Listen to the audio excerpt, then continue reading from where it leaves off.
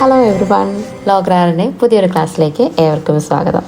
ഇനി നമ്മൾ നോക്കുന്നത് സ്വാതന്ത്ര്യാനന്തരം ഇന്ത്യയുടെ ഓരോ മേഖലകളും എങ്ങനെയൊക്കെയാണ് മുന്നേറിയത് എന്നാണ്. ആദ്യമായി നോക്കുന്നത് സാമ്പത്തിക മേഖലയുടെ മുന്നേറ്റങ്ങളാണ്.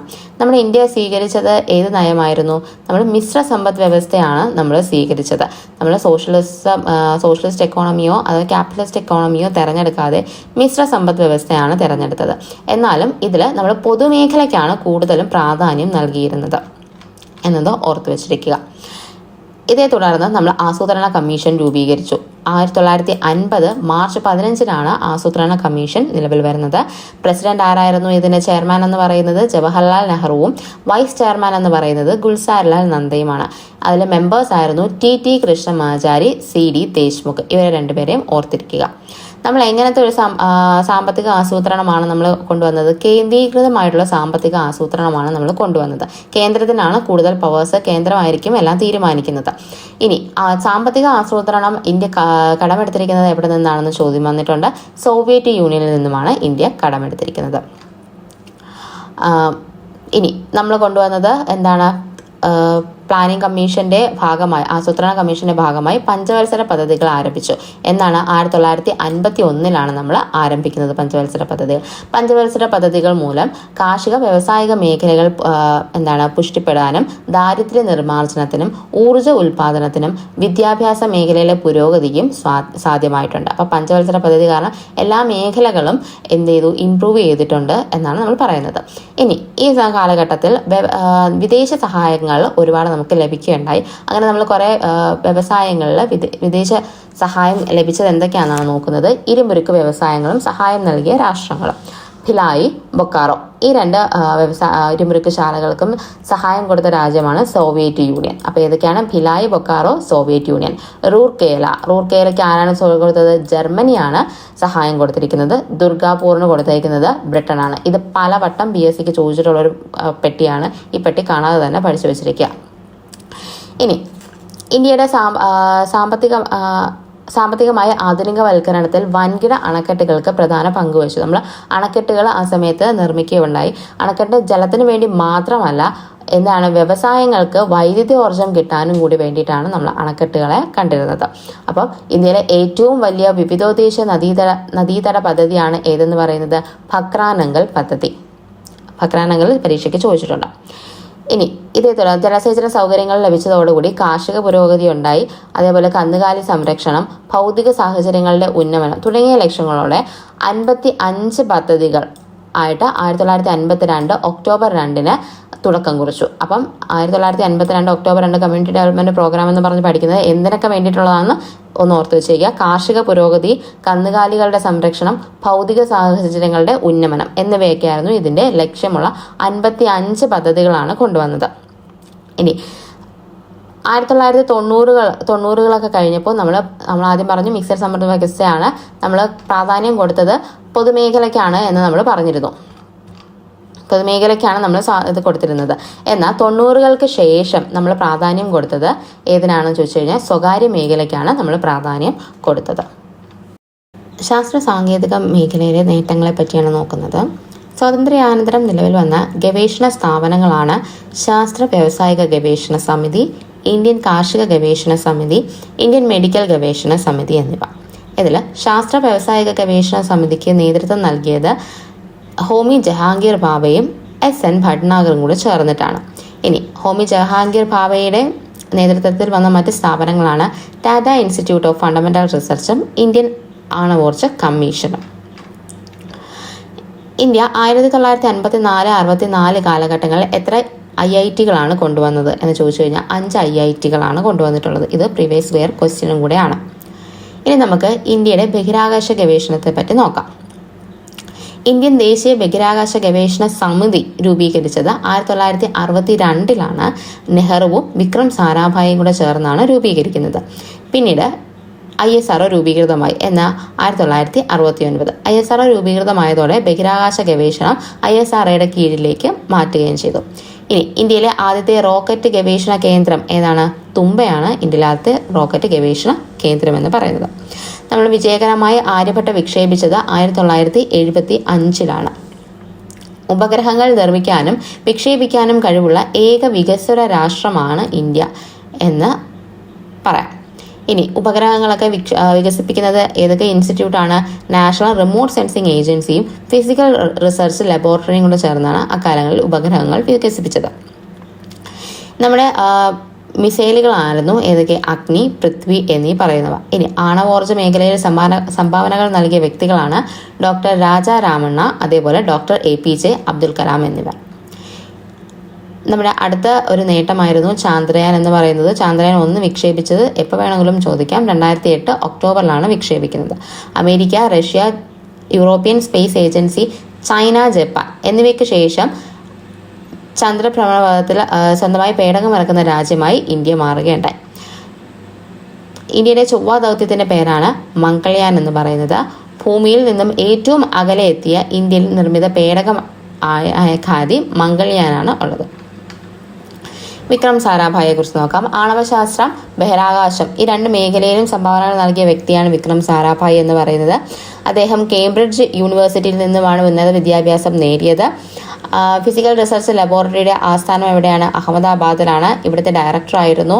അതുപോലെ തന്നെ തുമ്പ ബഹിരാകാശ ഗവേഷണ കേന്ദ്രവും അഹമ്മദാബാദിലെ ഉപഗ്രഹ വാർത്താവിനിമയ കേന്ദ്രവും ത്തിൻ്റെയും ശില്പി എന്ന് പറയുന്നത് വിക്രം സാരാഭായി ആണ്. ഇദ്ദേഹത്തിൻ്റെ സ്മരണാർത്ഥമാണ് നമ്മൾ തുമ്പ ബഹിരാകാശ കേന്ദ്രത്തിന് ഇദ്ദേഹത്തിൻ്റെ പേര് നൽകിയത്. അതുകൊണ്ടാണ് VSSC എന്ന് നമ്മൾ പറയുന്നത്, Vikram Sarabhai space centre. Doctor APJ Abdul Kalam നമ്മുടെ എത്രാമത്തെ പ്രസിഡന്റ് ആയിരുന്നു? 11ാമത്തെ രാഷ്ട്രപതി ആയിരുന്നു. ഇദ്ദേഹം ഉപഗ്രഹ വിക്ഷേപണ വാഹനങ്ങളായിട്ടുള്ള SSLV, PSLV എന്നിവ വികസിപ്പിച്ചിട്ടുണ്ട്. ഇദ്ദേഹത്തെ മിസൈൽ മാൻ ഓഫ് ഇന്ത്യ എന്നാണ് അറിയപ്പെടുന്നത്. വിദ്യാഭ്യാസ മേഖലയിലെ ഇന്ത്യയുടെ പുരോഗതിയെപ്പറ്റി നോക്കാം. DS കോത്താരിയുടെ ഒരു കോട്ടാണ്: ഇന്ത്യയുടെ ഭാവി നിർണ്ണയിക്കപ്പെടുന്നത് ഇന്ത്യയുടെ ക്ലാസ് മുറികളിലാണ്. ഇന്ത്യ സ്വാതന്ത്ര്യാനന്തരം സ്വീകരിച്ചത് തദ്ദേശീയമായ വിദ്യാഭ്യാസ നയമായിരുന്നു. ഇന്ത്യയുടെ വിദ്യാഭ്യാസം മെച്ചപ്പെടുത്തുന്നതിനായി വിവിധ കമ്മീഷനുകൾ രൂപീകരിച്ചു. ഓരോരോ കമ്മീഷനുകളായിട്ട് നോക്കാം. 1948 രൂപീകരിച്ച കമ്മീഷനാണ് ഡോക്ടർ രാധാകൃഷ്ണൻ കമ്മീഷൻ. ഇതിൻ്റെ ലക്ഷ്യമെന്ന് പറയുന്നത് സർവകലാശാല വിദ്യാഭ്യാസത്തെക്കുറിച്ചുള്ള പഠനമായിരുന്നു. ശുപാർശകൾ: തൊഴിലധിഷ്ഠിത വിദ്യാഭ്യാസ സ്ഥാപനങ്ങൾ തുടങ്ങുക, സ്ത്രീ വിദ്യാഭ്യാസത്തിന് പ്രാധാന്യം നൽകുക, UGC രൂപീകരിക്കുക, യൂണിവേഴ്സിറ്റി ഗ്രാൻഡ് കമ്മീഷൻ രൂപീകരിക്കുക. അപ്പോൾ തൊഴിലധിഷ്ഠിതം, സ്ത്രീ വിദ്യാഭ്യാസം, UGC ഈ 3 കാര്യങ്ങളായിരുന്നു രാധാകൃഷ്ണ കമ്മീഷന്റെ ശുപാർശകൾ എന്ന് പറയുന്നത്. 2ാമത് കമ്മീഷനാണ് 52 വന്ന ലക്ഷ്മണസ്വാമി മുതലിയാർ കമ്മീഷൻ. ഇതിൽ സെക്കൻഡറി വിദ്യാഭ്യാസ മേഖലയെ കുറിച്ചുള്ള പഠനമാണ് നടത്തിയിരുന്നത്. സെക്കൻഡറി തലത്തിൽ എന്ത് കൊണ്ടുവരിക? വിദ്യാഭ്യാസ കമ്മീഷൻ കൊണ്ടുവരിക, നമ്മുടെ ത്രിഭാഷാ പദ്ധതി നടപ്പിലാക്കുക, വിവിധോദ്ദേശ സ്കൂളുകൾ സ്ഥാപിക്കുക, അധ്യാപക പരിശീലന സമിതികൾ രൂപീകരിക്കുക എന്നിവയായിരുന്നു ലക്ഷ്മണസ്വാമി മുതലിയാർ കമ്മീഷന്റെ ശുപാർശ എന്ന് പറയുന്നത്. 64 DS കോത്താരി കമ്മീഷന്റെ ആണ് ദേശീയ മാതൃകയിലുള്ള ഒരു വിദ്യാഭ്യാസത്തിന് ദേശീയ മാതൃക കൊണ്ടുവന്ന കമ്മീഷനാണ് ഡോക്ടർ DS കോത്താരി കമ്മീഷൻ എന്ന് പറയുന്നത്. അതിലെ മാതൃകയാണ് ഇത് 10+2+3 എന്ന് പറയുന്നത്.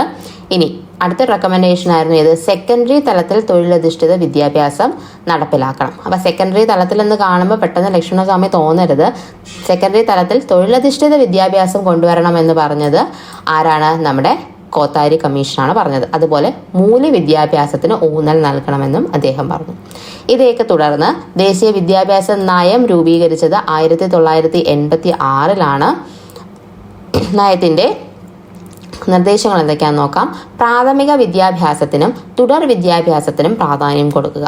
പ്രൈമറി തലത്തിൽ എന്താക്കുക? വിദ്യാഭ്യാസം സാർവത്രികമാക്കുക, എല്ലാവർക്കും കിട്ടണം പ്രൈമറി വിദ്യാഭ്യാസം എന്ന് പറയുന്നത്. ഓപ്പറേഷൻ ബ്ലാക്ക് ബോർഡ് കൊണ്ടുവരിക. എന്തിനാണ് ഓപ്പറേഷൻ ബ്ലാക്ക് ബോർഡ്? ഭൗതിക സൗകര്യങ്ങൾ മെച്ചപ്പെടുത്തുന്നതിന് വേണ്ടിയിട്ടാണ് ഓപ്പറേഷൻ ബ്ലാക്ക് ബോർഡ് കൊണ്ടുവരാൻ പറഞ്ഞു. പിന്നെ ഓരോ ജില്ലയിലും നവോദയ വിദ്യാലയങ്ങൾ കൊണ്ടുവരാൻ പറഞ്ഞത് 86 ദേശീയ വിദ്യാഭ്യാസ നയത്തിലാണ്. ഇനി പെൺകുട്ടികളുടെ വിദ്യാഭ്യാസത്തിന് പ്രോത്സാഹനം നൽകുക. ഇത്രയാണ് 86 വിദ്യാഭ്യാസ നയം കൊണ്ട് ഉദ്ദേശിക്കുന്നത്. മൗലാന അബ്ദുൽ കലാം ആസാദ് ഇന്ത്യയുടെ ആദ്യത്തെ വിദ്യാഭ്യാസ മന്ത്രിയായിരുന്നു മൗലാന അബ്ദുൽ കലാം ആസാദ്. വിദ്യാഭ്യാസ നയം രൂപീകരിക്കുന്നതിലും ഇദ്ദേഹം ഒരുപാട് പങ്കുവഹിച്ചിട്ടുണ്ട്. ഇദ്ദേഹത്തിന്റെ ജന്മദിനമായ നവംബർ 11 നമ്മൾ ദേശീയ വിദ്യാഭ്യാസ ദിനമായി ആചരിക്കുന്നത്. ഇനി ഇദ്ദേഹത്തിന്റെ പ്രശസ്തമായ പുസ്തകമാണ് ഇത് ഇന്ത്യ വിൻസ് ഫ്രീഡം എന്ന് പറയുന്നത്. ഇന്ത്യ വിൻസ് ഫ്രീഡം ആരുടേതാണ്? മൗലാന അബ്ദുൽ കലാം ആസാദിന്റെ പുസ്തകമാണ്. ഇനി ഇന്ത്യൻ ഗവൺമെന്റ് വിദ്യാഭ്യാസം മൗലിക അവകാശമാക്കിക്കൊണ്ട് നിയമം പാസ്സാക്കിയത് ഏത് വർഷമാണ്? നിയമം പാസ്സാക്കിയത് 2009-ലാണ്. നിയമം നിലവിൽ വന്നതാണ് 2010 എന്ന് പറയുന്നത്. പാസ്സാക്കിയത് 2009-ലാണ്, മാറിപ്പോവരുത്. സമഗ്ര ശിക്ഷ അഭിയാൻ 2018 രൂപീകരിച്ചു. സമഗ്ര ശിക്ഷ അഭിയാൻ എന്നാണ് രൂപീകരിക്കുന്നത്? 2018-ലാണ്. ഏതൊക്കെ സംയോജിപ്പിച്ചാണ് രൂപീകരിച്ചത്? സർവശിക്ഷ അഭിയാനും രാഷ്ട്രീയ മാധ്യമിക് ശിക്ഷ അഭിയാനും കൂടെ സംയോജിപ്പിച്ചാണ് സമഗ്ര ശിക്ഷ അഭിയാൻ രൂപീകരിക്കുന്നത്. ഇത്രയുമാണ് വിദ്യാഭ്യാസ രംഗത്ത് നമുക്ക് നോക്കാനുള്ളത്. ഇനി നമുക്ക് സാംസ്കാരിക നേട്ടങ്ങളെ പറ്റി നോക്കാം. 1979 കേന്ദ്ര സാംസ്കാരിക വകുപ്പ് centre for cultural resources training സ്ഥാപിച്ചു. ഇതെന്തിനു വേണ്ടിയിട്ടാണ് സ്ഥാപിച്ചതെന്ന് ചോദിച്ചു കഴിഞ്ഞാൽ വിദ്യാഭ്യാസവും സംസ്കാരവും കൂടെ ബന്ധിപ്പിക്കുക എന്നുള്ളതായിരുന്നു ഇതിന്റെ ബന്ധം. അപ്പോൾ centre for cultural resource and training, ഇതിന്റെ ആസ്ഥാനം എവിടെയാണ്? ന്യൂഡൽഹിയിലാണ്. സ്ഥാപിതമായതെന്നാണ് 1979-ലാണ് സ്ഥാപിതമായത്. വർഷം മറന്നുപോകരുത്. ദേശീയ തലത്തിൽ പ്രാധാന്യമുള്ള കുറച്ച് സ്ഥാപനങ്ങളാണ് ഇവിടെ കൊടുത്തിരിക്കുന്നത്. ഇത് ഇമ്പോർട്ടൻ്റ് ആണ്. ഈ ലളിതകലാ അക്കാദമി പലവട്ടം ചോദിച്ചിട്ടുണ്ട്. അപ്പോൾ സംഗീത നാടക അക്കാദമിയുടെ പഴയ പേരെന്താണ്? The National Academy of Dance, Drama and Music എന്നുള്ളതാണ് സംഗീത നാടക അക്കാദമിയുടെ പഴയ പേര്. എല്ലാത്തിൻ്റെയും ആസ്ഥാനം ന്യൂഡൽഹി തന്നെയാണ്. ഇതിൻ്റെ ലക്ഷ്യം എന്തായിരുന്നു? സംഗീതത്തിൻ്റെയും നാടകത്തിൻ്റെയും പ്രോത്സാഹനമാണ് സംഗീത നാടക അക്കാദമിയുടെ ലക്ഷ്യം എന്ന് പറയുന്നത്. ഇനി ലളിതകലാ അക്കാദമി, ഇന്ത്യക്കകത്തും പുറത്തും ഇന്ത്യൻ കലകളുടെ പ്രചാരണമാണ് ലളിതകലാ അക്കാദമിയുടെ ലക്ഷ്യം എന്ന് പറയുന്നത്. സാഹിത്യ അക്കാദമി ഇന്ത്യൻ ഭാഷയിലെ സാഹിത്യത്തിന് ഊന്നൽ നൽകിയ സ്ഥാപനമാണ് സാഹിത്യ അക്കാദമി എന്ന് പറയുന്നത്. National school of drama, Sangeetha Nataka അക്കാദമിയുടെ കീഴിൽ സ്ഥാപിതമായ ഒരു സ്ഥാപനമാണ് നാഷണൽ സ്കൂൾ ഓഫ് ഡ്രാമ എന്ന് പറയുന്നത്. ഇനി national book trust of India എന്ന് പറയുന്നത് കുറഞ്ഞ ചെലവിൽ പുസ്തകങ്ങൾ പ്രസിദ്ധീകരിക്കുക, വായന വളർത്തുക, ഇന്ത്യൻ പുസ്തകങ്ങൾ സ്വദേശത്തും വിദേശത്തും പ്രോത്സാഹിപ്പിക്കുക എന്നിവയായിരുന്നു ഇതിൻ്റെ ലക്ഷ്യമെന്ന് പറയുന്നത്. ഇന്ത്യയുടെ വിദേശ നയത്തെപ്പറ്റി നമുക്ക് നോക്കാം. ആദ്യം ജവഹർലാൽ നെഹ്റുവിൻ്റെ പ്രസംഗത്തിലെ കുറച്ച് ഭാഗമാണ് കൊടുത്തിരിക്കുന്നത്. അത് വലിയ ഇമ്പോർട്ടൻസ് ഇല്ല. നമ്മൾ എന്ത് വിദേശ നയമാണ് സ്വീകരിച്ചത്? INC രൂപപ്പെടുത്തിയ വിദേശ നയം തന്നെയാണ് ഇന്ത്യ സ്വാതന്ത്ര്യത്തിന് ശേഷവും മുന്നോട്ട് കൊണ്ടുപോയത്. വിദേശ നയത്തിൻ്റെ ശില്പി എന്നറിയപ്പെടുന്ന ആരാണ്? ജവഹർലാൽ നെഹ്റുവാണ്. എന്തൊക്കെയാണ് നമ്മുടെ വിദേശ നയങ്ങൾ? സാമ്രാജ്യത്തോടും കോളനിയൽ വ്യവസ്ഥയോടുമുള്ള എതിർപ്പ്, വംശീയവാദത്തോടുള്ള വിദ്വേഷം, ഐക്യരാഷ്ട്രസഭയോടുള്ള വിശ്വാസം, സമാധാനപരമായ സഹവർത്തിത്വം, പഞ്ചശീല തത്വങ്ങൾ, വിദേശ സഹായത്തിന്റെ ആവശ്യകതയിലുള്ള ഊന്നൽ, ചേരിചേരായ്മ. ഈ പറയുന്നതാണ് നമ്മുടെ വിദേശ നയം എന്ന് പറയുന്നത്. ഇതിലെ പഞ്ചശീല തത്വങ്ങൾ എന്തെന്ന് നമുക്ക് നോക്കാം. 1954 ഇന്ത്യയും ചൈനയും തമ്മിൽ ഒപ്പിട്ട ഒരു രേഖയാണ് പഞ്ചശീല തത്വങ്ങൾ എന്ന് പറയുന്നത്. ഇത് എന്തിനെ തുടർന്നായിരുന്നു? അതിർത്തി തർക്കത്തെ തുടർന്ന് ഉണ്ടാക്കിയ ഒരു കരാറായിരുന്നു. ചൈനീസ് പ്രധാനമന്ത്രിയായ ചൗവിൻ ലായും നമ്മുടെ പ്രധാനമന്ത്രിയായ ജവഹർലാൽ നെഹ്റുവും തമ്മിൽ ഒപ്പിട്ടതാണ് പഞ്ചശീല തത്വങ്ങൾ എന്ന് പറയുന്നത്. ഇത് പിന്നീട് നമ്മുടെ എല്ലാ രാജ്യങ്ങളോടുമുള്ള ഇന്ത്യയുടെ സമീപനമായി മാറുകയായിരുന്നു. എന്തൊക്കെയാണ് പഞ്ചശീല തത്വങ്ങളിൽ വരുന്നത്? രാജ്യത്തിന്റെ അതിർത്തിയും പരമാധികാരവും പരസ്പരം അംഗീകരിക്കുക, പരസ്പരം ആക്രമിക്കാതിരിക്കുക, ആഭ്യന്തര കാര്യങ്ങളിൽ പരസ്പരം ഇടപെടാതിരിക്കുക, സമത്വം, പരസ്പര സഹായം പുലർത്തുക, സമാധാനപരമായ സഹവർത്തിത്വം പാലിക്കുക എന്നിവയായിരുന്നു പഞ്ചശീല തത്വങ്ങൾ എന്ന് പറയുന്നത്. ഇനി എന്താണ് ചേരിചേരായ്മ കൊണ്ട് ഉദ്ദേശിക്കുന്നത്?